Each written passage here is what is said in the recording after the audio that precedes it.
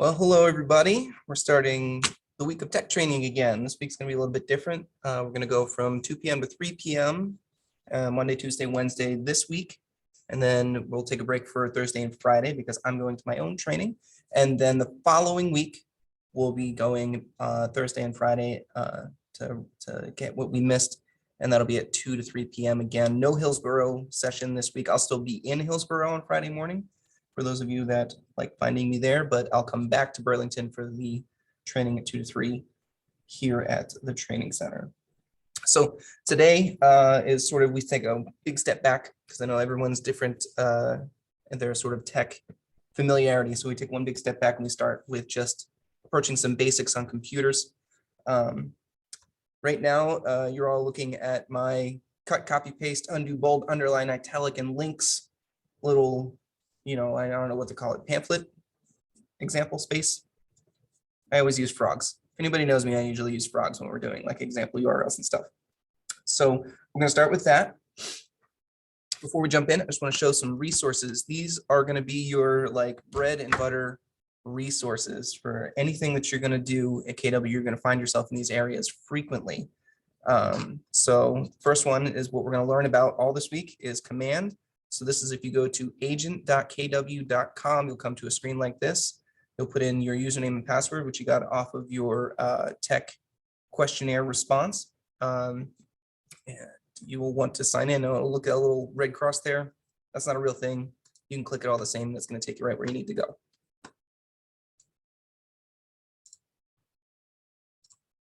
Mine always loads up in a page that it shouldn't, so I just have to go home. We're going to do that all week because I never remember to update it. Here, I want everyone to note kwcentral.com. This is our Market Center website. I put this together. There's lots of resources on it. There'll always be more resources added to it as I find more useful things and as we kind of figure out exactly how we're going to utilize it. So this is a great place to have bookmarked. If send you here a lot. If I'm on the run and I need you, to have access to a resource, it's my intent to make sure that resource is here so that if I don't, if I'm running down the hallway and I'm like, hey, it's on the website, you can find it there. You're going to be able to find it there. So I'm using this as a space for that. A lot of this stuff is resources for, different kinds of users, but for agents, you want to go over here to agent resources. This is your space where you're going to find resources for you. Contact information would also be helpful for you, I imagine. If you click the agent resources button, you'll go to one thing, down here, these take you to the same place, but you're going to want to go to tech support and training. I want to take your attention right now. And this is where you're going to find a lot of the information having to do with contacting me. So if you want to get in touch, I got my email, I got my phone number. You can schedule an appointment here with me anytime. This bounces off of my personal calendar. So if I can't meet you like 13th and 14th, I'm not going to be here. I'm going to be, elsewhere. So you can't schedule it there. It bounces off of my schedule. It'll pop you in so that other people can't double schedule. This thing's fantastic. Don't be shy. Just follow the directions, schedule with me. You can always change it. Just give me an idea what we're meeting about and we can meet up. Other links here, we're going to learn about a lot of these right now, but this is a good place to come and find it. If you're like, oh, I know that there was a resource for that Jonathan talked about, it's probably here on this list. And if it's not, and you tell me, I'll put it on this list because I want to make sure that there's just a one-stop for resources. So great place to know. KW Answers is on that list, kwanswers.kw.com. So today, for instance, we're going to learn about contacts after we learn about general tips. So you can put in a topic, pop it in there. And this is, a knowledge base of command related training, troubleshooting and all sorts of stuff. There's videos on it. So look for things like manage your or getting started with, or, something like that, like get started with contacts. This is if you're trying to learn something from the beginning, look for a key phrase like that. And you'll see that every article looks as thorough as this. There's little red numbers that tell you where to go. You can click on the different pieces of it, and it'll just give you, how do I use this moving part of command? Some of them have videos, and some of them will teach you about things that you didn't even know you wanted to know. So this is where I go. If I have a question that I need to answer, if I need some clarity, I go here. If somebody asks me a question about smart plans, I could choose to type up an email that tells them exactly how to answer that question, but I know that I'm going to find a better article here. So I'll very likely send you a link from KW Answers because they do a better job of it. And it's, everybody wins. They have pretty pictures and everything. Great place to go. Keep this in your back pocket, bookmark it. It'll give you an edge. mykw.kw.com. This is sort of an older school landing page website for our market center. It's still very relevant. If you're here for the first time, you'll have to sign in with your same credentials as command. You're going to want to click that profile button, look down it, make sure that it's all correct, fill in anything that seems relevant. After you do that one time, you probably won't need to go in there again unless there's some kind of a change that we need to make, to your name or email or something like that.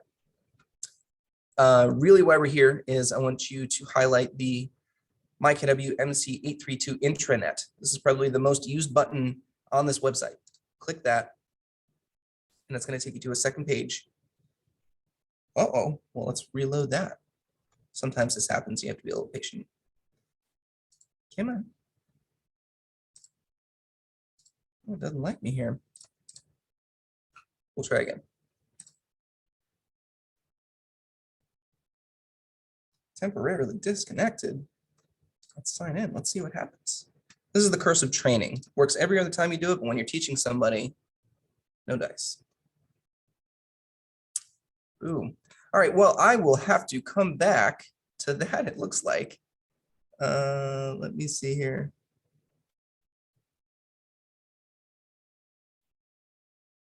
Yeah, that's what it did. Can I go to the white pages? There's the staff directory, a directory of everybody in KW. If you go to the white pages, I'm just testing out to make sure that the system is working the way I expect it to. Let's see if I can go here. So I really want to show you this. This is where you get to the Market Center calendar. It's really important information. And if I can't get it today, then I'll make a specific video for it, put it off to the side for everybody. Maybe I can reload it here and that'll knock some sense into them last time, and then I'll move on. I'll have to move on. All right, I'll make a note that we need to know about MyKW stuff.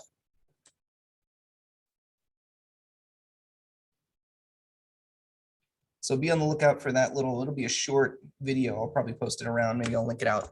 But pretty much what I'm trying to do is there's a calendar that would show up right about here. You would click view details on there and you get the Market Center calendar. Everything that we're doing here, like including this tech training, Ignite, team meetings, any special events, they get posted there. You can see what's going on in the Market Center. And then there's a way to subscribe to that calendar if you're using a personal virtual calendar. If you're using like Google Calendar is the one that I use, it will subscribe to that so that you can view it alongside of all of your other calendars that way too. So I'll post a video about that. I got a note, and I'm sorry that's not working today. KW Connect. So if you go here, which is kwconnect.com, this is sort of like the fancy version of MyKW. It's a little bit more grand scheme, like international scheme. It's got big events like family reunion and national trainings and stuff. That's a little bit less individual Market Center focused, but there's still lots of great training materials here. It's absolutely worth browsing sometime. If you go to the calendar here, it will take you to the same calendar that I was talking about before. So you can go here, and this is what you would have seen these same events. So the calendar itself would look a bit different, but this is the same idea. So you can find this here too. I'm not sure if you can subscribe to here. I've never tried it from here, but I don't see any options for that, obviously. But that would be a neat trick. So be aware of that. KW Central NC YouTube channel. This is where I post anything that we record. If it's something for the agents to find, it goes here, and then I'll send out links to it in the weekly newsletter or something like that for you to find. Share Your Stories, got a bunch of really good playlists on if you want to get to know some of the Market Center staff. Big Boot Camp, you all got a link to that because new agents have to take the video quizzes. So that's where you're going to find those videos. Cover Your Assets, general broker in charge, special interest informations, and they're comical, so I recommend them. Tech training, that's where I'm going to post all of these videos as I get them. So right now, what's there is last month's, and after this one's recorded, I'll put this one in the place of last month's Monday recording, and so on as I get through the week. I ideally try to have each one posted by 5 p.m. the day that I recorded it. Life happens, sometimes it doesn't get there, but that is my goal. Glad You Asked is sort of the every other week, Teresa and Tiffany host a Zoom session about broker in charge interests. So it's not so different from Cover Your Assets, except this one is a Zoom meeting that you can join so that there can be a little Q&A there. So that's a really powerful meeting. If you have the time to attend it, I recommend that. Team meetings, twice a month, first and third Tuesday. They get posted here. I usually send out a newsletter with the notes on each one after that as well. So it's a great way to keep up to date. Plus, Plus it's a free lunch. Plus everybody that comes out is super nice. So it's great. It's fun. It's worth your time if you can make it. Are you in the game? We'll reboot this sometime, I hear, but I don't know when. This is sort of like a panel discussion. Some of the more well-established seasoned agents, just sort of giving insights on what they felt was important or what they felt they wish they knew when they were getting started, et cetera, sort of just sharing the wealth of knowledge. So if you're interested in what they had to say with sort of a Q&A on panel there, you can find some of that stuff there. But this is definitely the YouTube channel that you want to remember. Go to youtube.com and go to KW Central NC. You'll find us, look for the little red KW down there. You'll see what we're getting at. We'll look back to this. Let me check my notes and make sure I'm not missing anything before I go. Oh, we forgot to talk about the logos. So if you visited me for a tech appointment, we talked about your marketing profile. This is old news for you, but anyone who hasn't done that yet, get in touch with me. You need to do it so you understand all this stuff. So because you're gonna be using it every day. So if you learn it now or learn it later. And I recommend learning it before the 13th hour when you really, really need to do something. So please come find me. When we're here, you can go to Agent Resources, Office Logos. They're all preloaded over here. Follow the directions up here to download them in various ways. The ones that blink are transparent backgrounds. So that would, if you overlaid that on something blue, you'd see the blue behind it. So it's a good way to match your design if you're doing something like that. If you like the red that shows up, if you happen to, there's instructions on how you can keep it. There's instructions how to keep it transparent. And then there's ones that don't blink. This one is just a white square. So you just got a white stamp behind that one. So just follow those instructions. This is my favorite one because it doesn't look like anything's there. All right, moving on. Let's see. I think I touched on everything there. So let's clean up my screen and we'll talk about the tips and training. All right, keyboard shortcuts. Now this sounds like extra basic stuff. If you know them, you're probably not using them enough. If you know them and you're using them enough, I'm sorry, but this is something that I think is really powerful information. The basics are always what keeps us perfecting what we do. So if you internalize using these shortcuts, I know that it sounds kind of boring, but they save my life every single day. It speeds me up. You can use them universally, almost universally, I should say. So if you're in a browser, if you're in a Word page, if you're working in Excel, if you're on YouTube and you're copying a link or a picture in anywhere, these are reasonably universal keyboard motions. You can use them in a lot of different ways when you're interacting with your computer. So we all know copy and paste. I hope that's you're going to highlight something, you're going to make a copy of it, and then you can paste it somewhere else, and you can continue to paste it somewhere else. And I'm going to show you examples of that. The other one is paste without formatting, Control-Shift-V. This isn't as universal, but it's still pretty universal. And what that's saying is if I scoop something that's in bold from a website that's in 12-point font and I'm putting it into a document that doesn't need to be bold and it's 14-point font, and I go Control-Shift-V, it's going to match the document that I'm putting it in there. So it matches the same font formatting if it has the same font.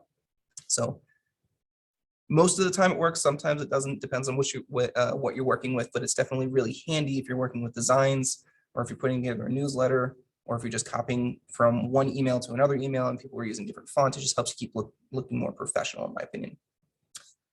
Cut as opposed to copy means you're going to remove a piece of something, a picture or text, and then you can paste it somewhere, just the same as copying it after that. So you can keep hitting that and paste and paste and paste and paste. And I'll show you what I mean there. Control-B, bold. So you highlight something, you hit that. Control-U, same thing, underline. Control-I is italic. Control-Z saves my life a billion times a day. It's undo.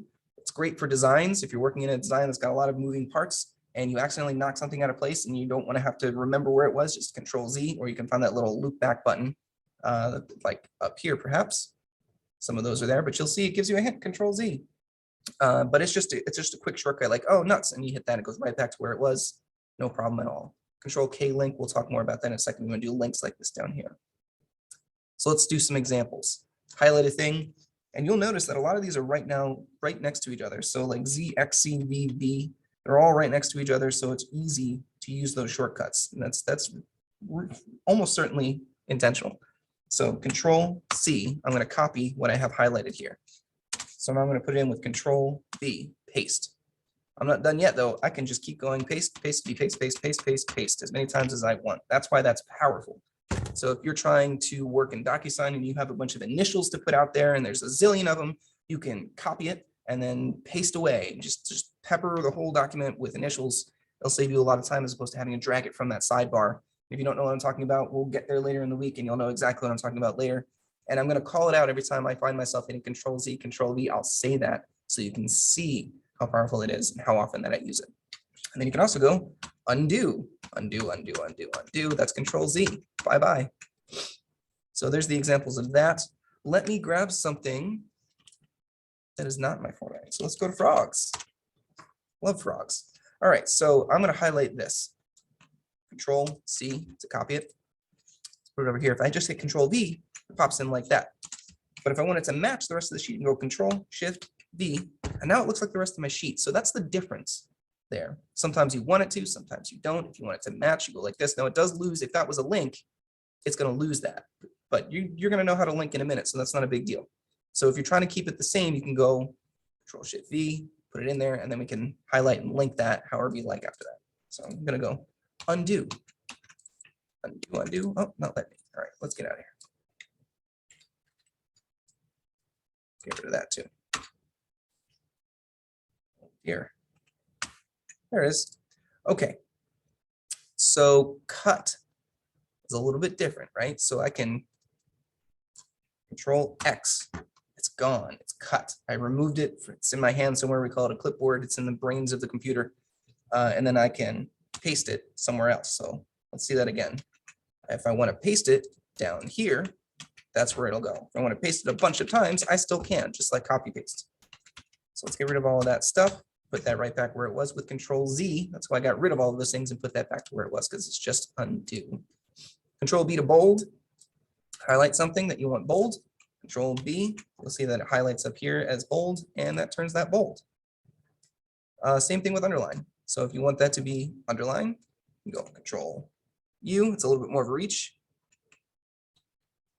Control B. Oh, my computer keyboard is not responding. Control U. Control B. Apologies. Sometimes this computer has trouble communicating with the monitor. It lags out a little bit. That's the same thing. Hopefully we'll see that little underline show up out of nowhere. There it goes. So let's grab that. Control U. Curse of teaching, I'm telling you. All right, well, that's the keyboard shortcut you need to know about. Same with Control I, Control Z, undo. We talked about. We're going to talk about linking next. Control K, Control plus K. It's to link. And before we go, I wonder if my control button's broken. What if I do it with the other one? Control U. There it is. I think my control button is a little bit not so happy. So Control U, Control B. And that's how that would work. So I've got these pictures of frogs. They got here somehow. There's a bunch of different ways you can get a picture into a document. You can always download it on your computer. You can go File, Open, and find it on your computer somewhere and bring it in, and you can do that. Or you can just copy it in. And we know this guy. There he is. So right click, you can just copy image right there. It's in the same place it would have been if you hit Control C. And then you can Control V, drop it in there. You can size it, do whatever you want to it, or decide you hate it and hit Control Z and get rid of it. That's something that you can do with copy and paste. So that's important to know too. It's not just text. This is a link. Let me copy that, put that in up here. That's going to take me to this frog search, this exact same frog search, because I do the same frog search every month. So here's something interesting about that. I made that a link that I can just click. Clickety click, same window. You do that by, let me go Control Shift V to bring this in the boring way. There's nothing to click here, but I could copy this in, Control C, paste it, and we'll see the same window again because it's just text for an address. All of these windows are the same for the most part. So let's get rid of some of these. Now, if I want to make that a clickable link like the one above it, highlight it, hit Control, and while you're holding Control, hit K, and that turns it blue. And in this case, the computer is smart enough to know that you have highlighted an address, and when you link it, it's like, you probably want to go here. So it just does that. And now it's something you can click. We're back to frogs. Now the thing is this is a really long, ugly thing, right? And we notice this little blue thing says frogs. So I clean that up. Same frogs. So this is what we did to do that. So if you want to grab just a word, Control Copy, Control Shift B, paste it the boring way. It's not letting me because there it goes. I'm getting a little lag on my keyboard today. I apologize. So let's go Control C, bring you back. Control Shift V. There it is. Frogs, black and white. Can't click it. Can't click this one. So if you grab the link, Control C to copy it, and I want this button to take me there because it's a lot cleaner. You can hit Control K, or Control K, and it'll bring up a menu. You can drop that in with Control V because it's on your. Oh no, it's not. Let's highlight this. Control C to copy. Grab this. Control K to bring up the menu to link. Control V to paste, and then apply. And what I have done is I have said, I want this frogs to be a link, and then it's like, where do you want to go? So I put the URL in there, and it's like, okay, I can do that. And now you can click it, and it takes you to frogs. That's how you do that. You can do the same thing with a picture. Grab a picture. Well, this one's already got a link on it. So go Control K. It lets me. Control K. I'm getting a little keyboard lag again. You can also, wanted to highlight that you can look for the insert link button there, but I'm going to see if I can do this with the keyboard shortcut. Control K. Now let me. Yeah. All right. So we'll use this. I wanted you to know about this anyway. There's icons, lots of different ones. They look mostly like that, like a little chain link fence or a little chain. Brings up the same menu, paste in the thing, apply it. And now this picture is a link that you can go to somewhere. So if you're working with designs or something, this is a way that you can use a picture to be a button for something that's supposed to just text. And so with the combination of all those different options, you can create a pretty interactive piece of media. So let's get rid of him because I won't need him next month. Get rid of that one too. And I want to break the link here because I don't want it. So I'm going to do the same thing here, break that link too. Sometimes the link button will look like that. Sometimes it looks like that. You know, they're for the most part look about the same. So I think we talked about all of this. Okay. Copy, paste, cut, bold, underline, italic, undo, redo, and link. We did it. We talked about it. So remember all of these. You know, they sound really basic, but it speeds up your day. If you're working with a computer, if you're emailing, working with designs, if you're just typing up a newsletter, it'll really save you a lot of time. Just the formatting and moving in pictures and everything makes it way less frustrating if you can remember these. All right, let's talk about, bring up my notes here. Contacts and opportunities. So let's talk about contacts first.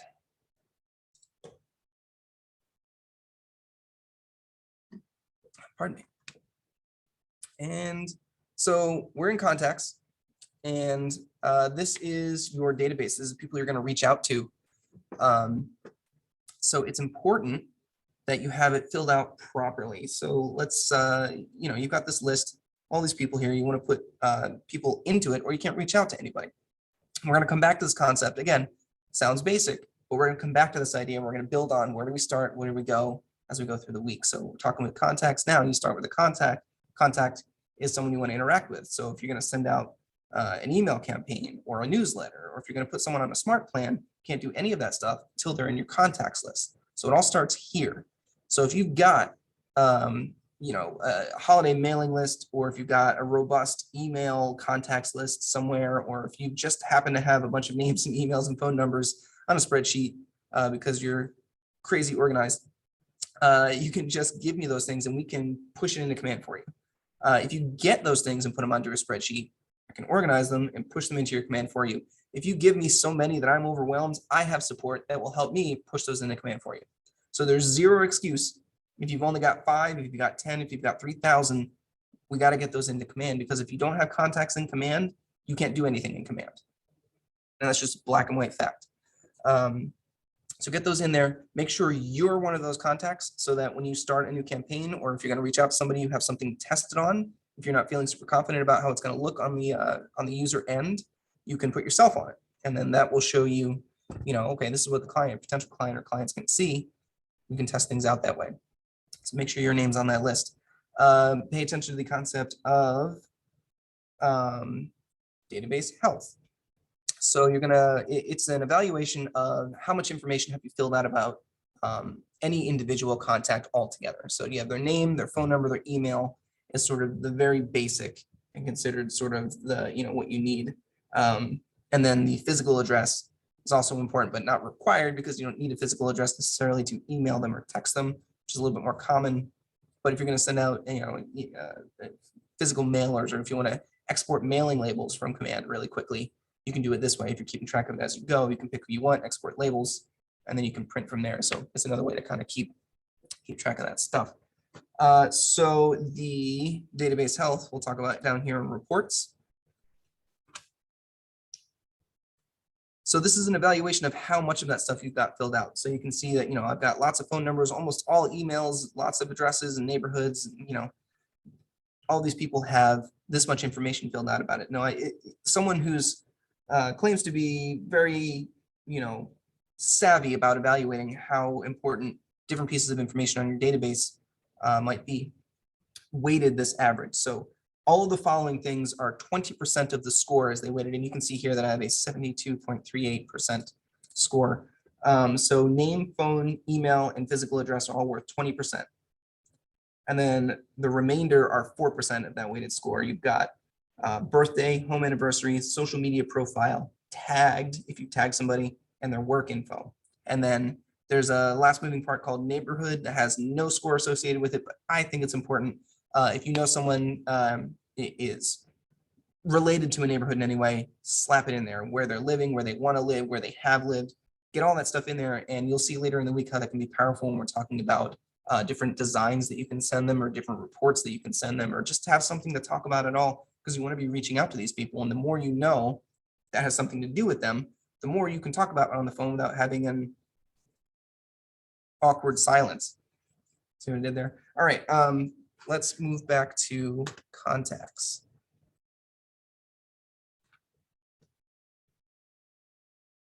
So let's see, things that you want to make sure you know as we're filling all of this out. A contact must have a unique email address from other contacts in your list, or it'll spit it back out. And I believe that's the same thing about primary phone and physical address, but I want to confirm that. I think someone had trouble with that too. Point is, you can't have two contacts with the same contact information. What would be the point of that anyway? Honestly, the example that comes to mind is if you've got a married couple. They might have the same, they might share an email, they definitely share a primary address, or very likely share a primary address, I should say. And some even share a phone. So I've seen people put in contact name as, the two names, at the same time. So this one input represents these two people and they share this contact information. And that's how you would get around that. If you're certain that that's the situation. Let me take a look here. Before we move on to tags, because this kind of leads into tags, databases can only grow unless you're going to make a habit of deleting names from your database all of the time, which honestly isn't really likely. I mean, you're probably going to remove a name here and there if someone's just completely not, something worth chasing down. But by and large, you're going to add people to it. You're going to keep adding people to it, and you're going to keep reaching out to these people until something happens. So because a database can only grow, might start as 5, might start as 100, but eventually it's going to be 500, 600, 1,000, 2,000, 3,000. It's a lot of names. It's a lot of information. So you want to make sure from the start that you've got a plan for what you're going to do when this list is 3,000 people deep. So think about it. Think about how you're going to organize yourself. How are you going to break these people apart, section them off? How are you going to search for these people? You're going to search by neighborhood. You're going to search by birthday. Do you want to search by tags, which we'll talk about in a second, or if they've been active or whatever it's going to be? But keep that in mind as you're doing this stuff, because as you're inputting the data, if you're going to do something by tags or birthdays, then you're going to make sure that every time you input one person that you tag them, or you make sure that you ask for their birthday and put that in there, so that later on when you've got 3,000 contacts and you're like, it'd be great, a birthday smart plan, and you've got like 5 birthdays and a 3,000 contacts, you can kind of see what I'm getting at. You got to fill all that stuff out. You got to find all that information. So have that strategy from the get-go, so that when you're, 5 years in and you're feeling really confident and you want to start utilizing the different moving parts and you really want to take full advantage of what something has to offer, you've got all it right there. You don't have to go back. You don't have to hire an admin to reorganize all of this stuff. It's there for you. So think that way from the start. Let's talk about tags here for a second. So tags is how you section off your contacts database as it makes sense to you. So let's take a look at an example here. Let's go to me. Because I put myself into the database. You can see that I've tagged myself as test dummy. And we can look at all of the information in here in just a second. I'll come back to this example. We'll kind of explore, what kind of things you can put into it and what all these tabs over here mean. But let's talk about tags for a second. So let's just click back here.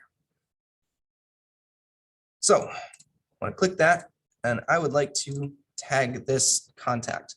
You can do this with lots of people at once. So I can select 2 people and go bulk action, add tag, and that'll tag both of them with the following tag. So if you've got,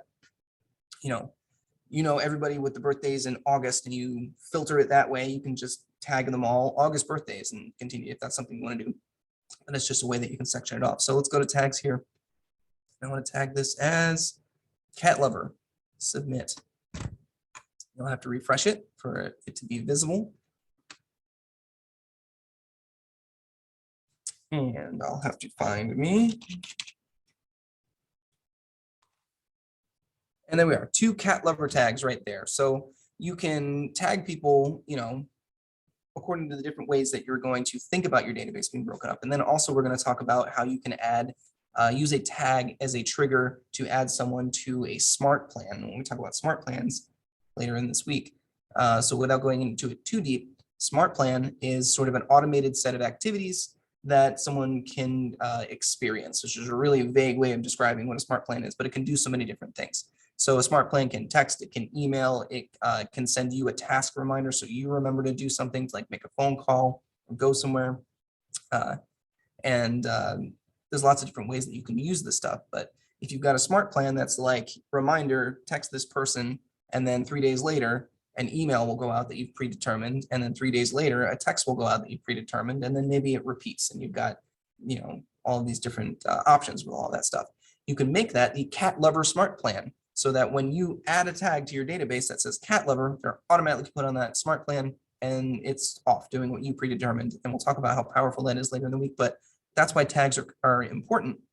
Because if you're going to use smart plans, if you're going to use those triggers, then you're going to want to make sure you're using tags properly so that you can get everything you can out of it. Otherwise, a trigger isn't really doing anything for you right now. So just to also show you can bulk remove.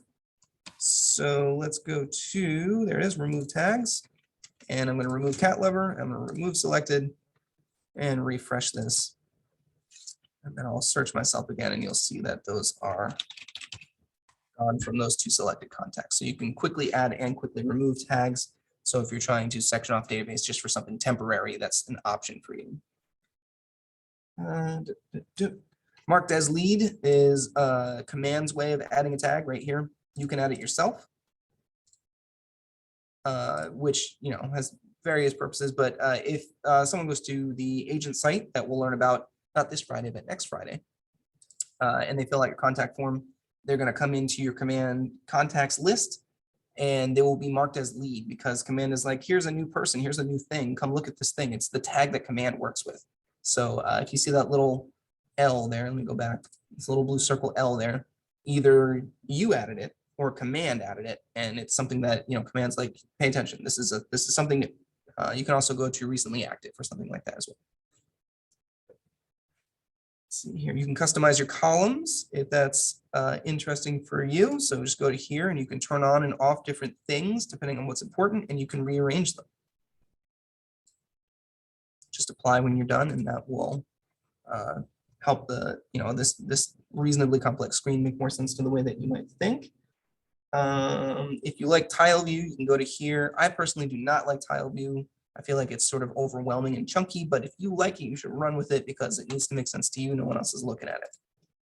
Let's see here. You can filter it. Let me get rid of this. So you can show up to 500 contacts. So if you need to select a whole lot of people all at the same time, this is how you would do that. I will say that right now it's working pretty well, but if it's going to get jumpy, it's on the 500-person view. So unless you really need to select a lot of people at a time, I would say maybe keep it at 50 or 100, and your screen won't slow down and get frustrating. So sort of a pro tip there. Smart views are filter views. So if you go to filters and you're always looking at people that are, I don't know, something agents, and you can apply that. It's going to show me only people that are labeled as agent KW Central. And then I can say, I'm always using this view. I'm always going in here, clicking filters and looking at this. And I know I'm going to do it like a bunch of times a day. I can create a smart view. Let's call it like the agents view and save it. So now it's here. You can even set it as your default view if you wanted, so that every time you log into command and go to contacts, it'll show you only this stuff. So if you've got a way of thinking that's like, I've got active and inactive or something like that, and I only want to worry about active unless I say so, you can set that smart view up for that way.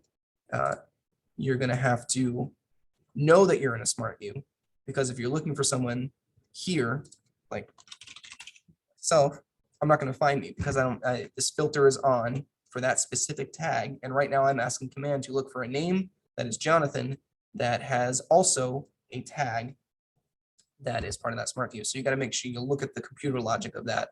So if you're trying to find someone that you are just certain is there, you didn't delete, it's a very good chance that you got your filters on. You're going to want to clear all on those and apply it. And at that point, you'd be to find whatever it is that you're looking for. So just be aware of that. Let's manage smart views, and I can show you that you can just trash ones that you don't need. Maybe they're in your way. So you can add them, you can remove them, you can edit them, stuff like that. KW's got its own suggested ones. So upcoming birthdays and campaigns and no neighborhoods and who should I call? You can use that as a smart view if you need something to go on. Okay. My goodness, isn't it 247 already? All right, so let's move down. I think that's all we need to worry about here. Let's talk about opportunities. So we're going to the opportunities panel here. It's the handshake one. If you need a hint, you can always click that little red box and go to opportunities. Now there's opportunities is sort of in a two-parter for this week. We'll talk about opportunities and kind of what this tab is today. And then later in the week, I think it's not going to, because I'm not here this Thursday, but the following Thursday, we'll talk about DocuSign and commissions and utilizing the documents tab, and that's sort of inside the opportunities tab. So we're going to kind of pump the brakes once we start approaching that topic, and we'll leave that to Thursday. But when you're in the opportunities tab, this is kind of how you're organizing your prospects. So if you've got a new contact and that they're potential buyer or a seller or something, you could create an opportunity for that contact. You have to create an opportunity for a contact that exists in your contacts list. If you try to create an opportunity and you don't have that contacts, then you're going to have to create that contact, come back and do that. So you just say create opportunity, fill in all of this stuff. What kind of an opportunity is it? Who owns it? If you're on a team, that's a little bit more relevant. If you're not on a team, it's going to be you by default. Name of the client. So if you look for, something that I don't think I have, Oscar, I don't think I have an Oscar on my list. There's going to be no options because I didn't put him in my contacts yet. But if you look for me, there I am. And I can assign this. This is another opportunity for me and do all this stuff. So you'll create it in listings, buyers, or leases. And this is sort of the pipeline of how opportunities works. It's going to be, from the stages going from left to right, from cultivate all the way to closed. And before we click on each one, I'll show you this stuff over here, potential income and probable income. What that means is potential income is if everything that you've logged in your opportunities list has an associated you pay out for, whether you're going to, your commissions. If you got every single one of them without question exactly how you have them input, that's what your potential income would be. Now, probable income is, again, someone who's very, very smart. Maybe they know the contacts database health score guy. I don't know, person. They say that, okay, the farther to the left something is, the less likely it is to get all the way through this process to closed. But the more it moves on, the more likely it is to get to closed. So they use that concept and lots of scary math, and they found a way to say that, okay, this is your potential income if everything closes, but certain things aren't going to work out. So it's more likely that you're going to get something like this. Because something's not going to make it across the finish line, and they evaluate that with different statistics that you can modify. I don't recommend it. I would say trust the very smart people thing, and it honestly, it's more just sort of an idea for you anyway. It's just something for you to look at to get an idea. So you can click on any one of these little circles or the word for the different phases. Each one brings you to a separate pipeline screen. So if I click cultivate here, I'm in the listings cultivate phase. Now you can also see that there's an appointment here. I would highlight that when I click here, we're going to go right to where we were from the outside. So this will take me to cultivate one screen. You'll see Jonathan Muncher's training listing. And if from the top level here, if I click this, it takes me to the same screen. So these are the same ways to navigate to those different circles. So you go all the way to closed. What it's not is that this cultivate is only for the listings one. It is not the buyer's one. So you'll have to click down here to see that one. And you can scroll through the buyer's pipeline down there individually. Once you're in there and you've created an opportunity, like I showed you up here before, you'll be able to move it around, look for those little 6 dots, and you can move it through the phases. That's how that works. And you've got in the cultivate phase, watch, nurture, hot, which means like, okay, this is getting to be something more likely. And once I've gotten it to, okay, I'm talking to someone, we're seeing what's going on, or we're nurturing them because I'm getting some response. And then it's like, okay, they're really talking to me. This seems like it's going to be something that's actually going to be worth focusing on. And then they're like, boom, they've set an appointment to sit down with me. Well, then you can go to appointment. And now it's gone, but don't panic because you got to click the appointment thing and there it is. And so on. So you're scheduling with this person. They've been scheduled. You actually met with them. That schedule was kept. And now you're doing stuff. You're showing them houses. So that means they're active. You move them on to that. So it's just a way for you to keep track of the different opportunities that you're going to have going all at the same time. If you've got 5 or 6 different, buyers, knowing where each one is its own professional problem to solve. And this is one of the ways that people approach that. So if you're going to use this to organize yourself, all you got to do is keep dropping them where they should go. And you can always just drop them right back here. I will say, pro tip, grab it right by these little 6 dots because you can grab it over here, but it doesn't always go where you might expect it to when you grab it there. Sometimes it does. I usually find that I'm least frustrated when you grab it by the 6 dots and move it that way. It goes where I expect it to when I do that. Let me see what notes. Opportunity equals transaction. So when the transaction changes, you need to create a new opportunity. So what that means is if you've got an opportunity and it's moving along and you're processing papers and then it falls through for some reason, but you're still working with the same people, you would want to mark that as either an archived opportunity, or you can go into details here and go into a lost opportunity, depending on the situation. So if this was an opportunity where everything about it was accurate, the addresses were accurate, things actually happened, this is a piece of reality, but it didn't work out, you're going to go to lost opportunity. That's what that button's for. And you can find this again later.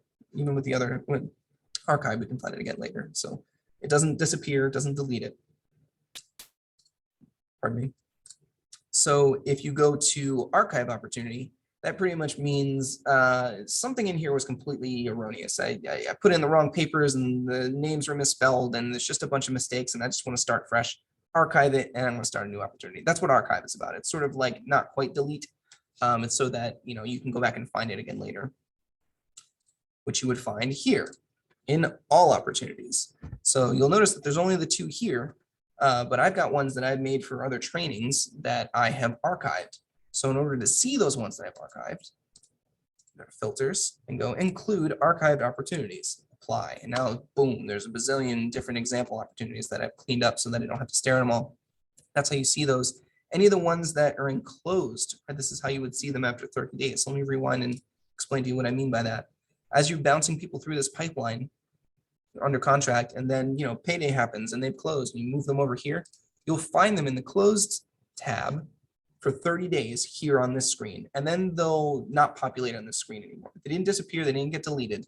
They're just getting out of your way because you can only, just like a contact database, can only grow. So your contacts can only grow, your opportunities can only grow. You're only going to get a bazillion things in this slot if they don't go somewhere. So after 30 days, it moves on so that there's space for other stuff to come on. You're not overwhelmed with a bunch of data. In order to see the ones that are older than 30 days, you've got to go to this all opportunities little spot up here, and you got to go to, I think you'll probably just go on and see it when you do that, but include archives, you know, Burlington, just use all of these filters and you should find what you're looking for. It should all be here. So if you ever wanted to see something that, you know, closed like a year ago, that's how you go about finding it. If you're on a team, you would have some slightly different options up here between your personal and the team account. If you're given an opportunity by the team, or if you're going to open an opportunity that has something to do with the team, make sure you're doing it. You'll click up here and you'll have sort of a team option. Make sure you're doing it through that filter so that when the team searches for opportunities, they'll be able to see it, not just you. Otherwise, you're just putting on your personal command. So there's a personal space for opportunities and a team space for opportunities.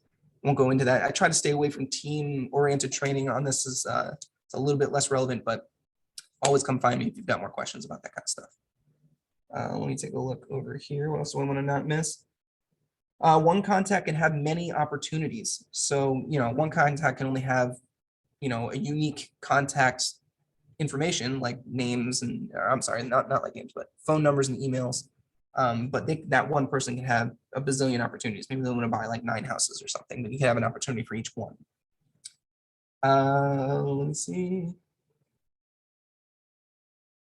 You can change the view. Let's go look at that. So everybody thinks a little bit differently. So this might help. So you can go from board view, which is what this is. So little note cards. We can change it to list view if you like that better. And you can move it around in the same manner. I might like list view better. I might leave it that way. You must use command to submit commission requests. And we're going to talk more about that on Thursday. So this is one of those sort of, if you don't learn it now, you're going to learn it later. And when you learn it later, you're probably trying to submit a commission request and you're excited to get paid. And it's worth your time to learn this as soon as you can. You can go to KW Answers and talk and find, you know, how do I submit a commission request? Let's go to here.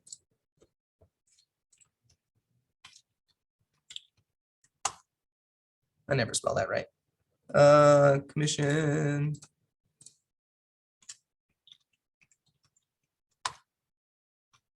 All right. Submit a commission request for an opportunity. So I'm just going to throw this up here now. So if you really need to know how to do this stuff and you didn't take the time to learn it, which is nobody in this class, I imagine, this is a really thorough article on how you go about doing that, because there's no other way to submit your paperwork to the Market Center, to compliance, for it to be reviewed and approved. So you have to use the Opportunities tab for at least that much. If you're not going to use it to organize yourself, you've got to use it for the under contract and submit and close and all that. So make sure you learn how to do that. We'll talk about more of the details on how to do that on the, not this Thursday, but next Thursday. Yeah, we hit all the things, and I got 2 minutes early. All right, well, that's about all the content I had for today. Yeah, I hope someone takes the time to join me later in the week. The advantage of joining me is that you get to ask questions, and I get to kind of steer the conversation towards whoever asked the questions. So if one person's here and they're asking questions the whole time, I'll just let the topic go to whatever those questions are, and we'll, you know, worry about what the content for the day was another time, because I'm more interested in making sure people are getting what they need out of this. So good luck. I'll see you all tomorrow. And yeah.